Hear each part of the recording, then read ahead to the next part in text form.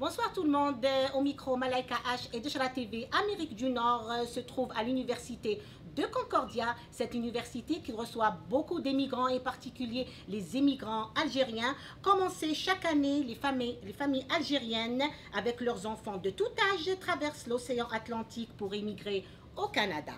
Ces enfants s'adaptent facilement et réussissent dans leurs études et deviennent des chercheurs, médecins, des enseignants et des ingénieurs. Parmi ces enfants qui sont venus à l'âge de 9 ans et qui est devenu maintenant un jeune potentiel âgé de 25 ans, algéro-canadien, doctorant, chercheur et public scholar à l'université Concordia, est le premier étudiant dans l'histoire de son département et le premier Algérien à devenir public scholar. J'ai le plaisir de recevoir avec moi Younes Metkour. Bonjour Hanan. Bonjour Younes. Merci. Ça va? Ça va bien. On remercie l'université Concordia de nous avoir ouvert les portes de l'université et laboratoire où tu exerces tes projets de recherche. Ça va Younes?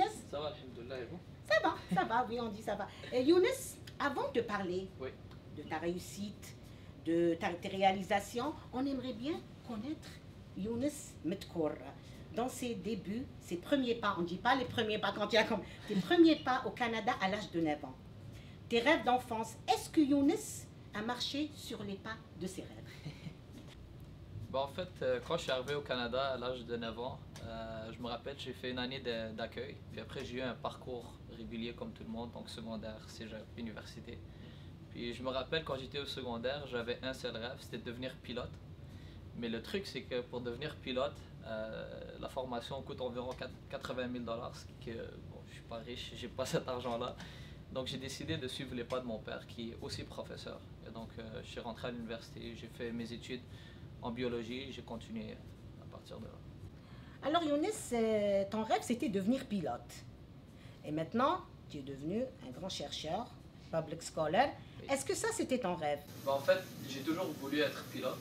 Mais comme j'ai pas pu, je savais pas trop quoi faire. Et enseigner, faire de la recherche, c'était pas dans mes plans. J'avais aucune idée que j'allais finir ici.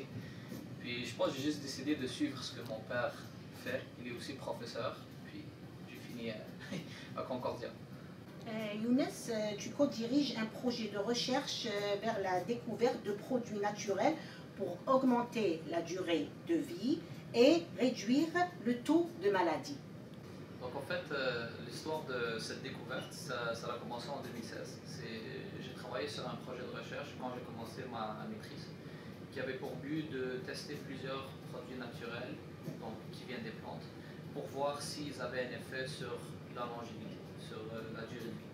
Puis on a fait affaire avec une compagnie ici de biotechnologie à Québec qui nous a fourni des produits naturels qui proviennent de la culture asiatique et de la Méditerranée, qui sont connus pour avoir des effets bénéfiques sur la santé.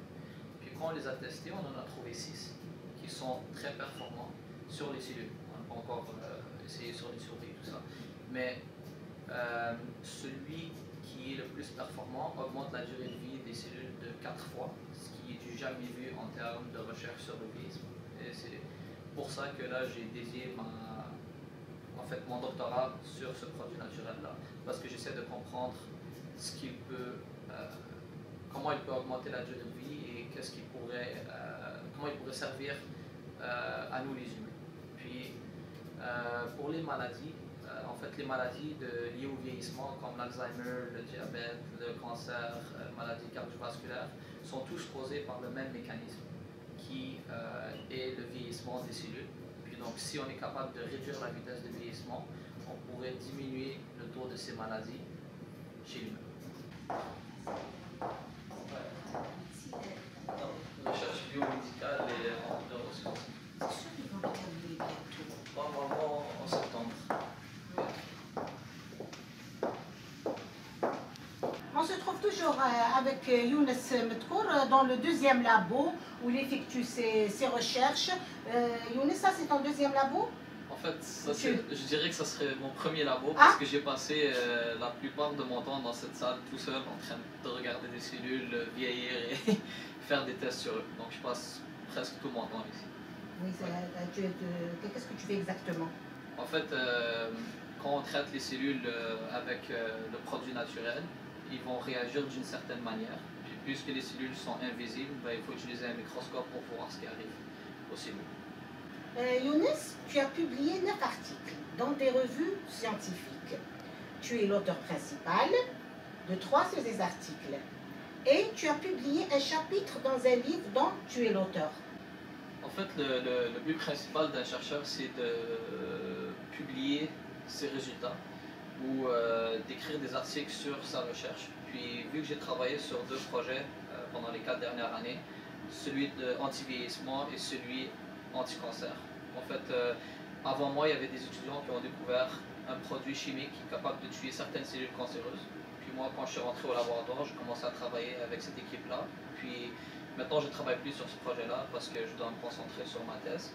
Mais la plupart de mes résultats ont été publiés dans ces revues scientifiques-là. Parce que c'est le devoir principal d'un chercheur. Younes, tu es le premier Algérien et le premier de ton département à devenir public scholar. Oui, en fait, le projet de Public Scholar il est quand même récent, mais de toutes les personnes qui ont appliqué les dernières années, c'est vrai, je suis le seul Algérien, le seul de mon département, mais j'espère qu'il y en aura d'autres. Le programme de Public Scholar, en fait, c'est une équipe de 10 personnes, de 10 étudiants en doctorat qui vont bientôt finir, qui sont choisis, sélectionnés par l'université pour la représenter pour donner une image à sa recherche. Comme ça, on va à des conférences, on va à des rencontres du gouvernement pour essayer d'avoir des subventions. Puis en gros, c'est ça que